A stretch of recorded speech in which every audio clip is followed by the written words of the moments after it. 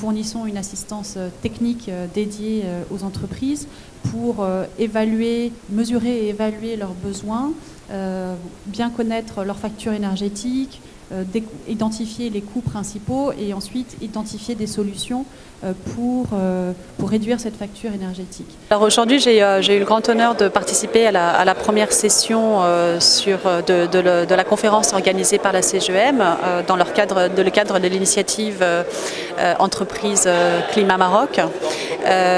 Et c'est un événement aujourd'hui qui est extrêmement important. J'ai eu à réfléchir sur le financement du changement climatique et aujourd'hui c'est vraiment un défi très important. L'accord de Paris signé à la COP21 est un accord extrêmement important mais qui nécessite des financements encore plus importants pour la transition vers l'économie verte, vers une économie durable. Donc aujourd'hui la BERD est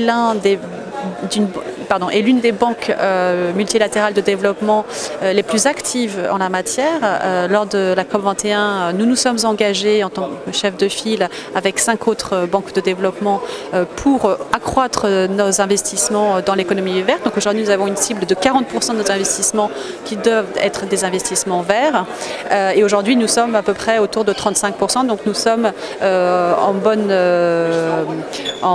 le bon rythme pour atteindre cet objectif d'ici 2020.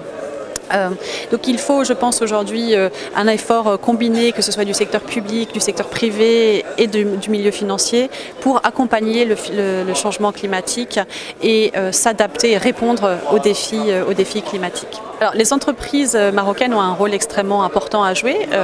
Déjà par l'efficacité énergétique. Donc prendre des mesures qui vont réduire leur facture énergétique, par exemple installer des panneaux solaires pour la production de leur propre électricité.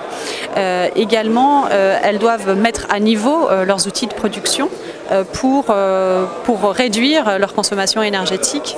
Et enfin, je pense que c'est à nous tous de soutenir le développement des énergies durables et des énergies renouvelables pour améliorer les conditions dans lesquelles elles opèrent. Et donc c'est un équilibre assez fin entre avoir un développement économique, avoir une rentabilité financière et la protection du climat.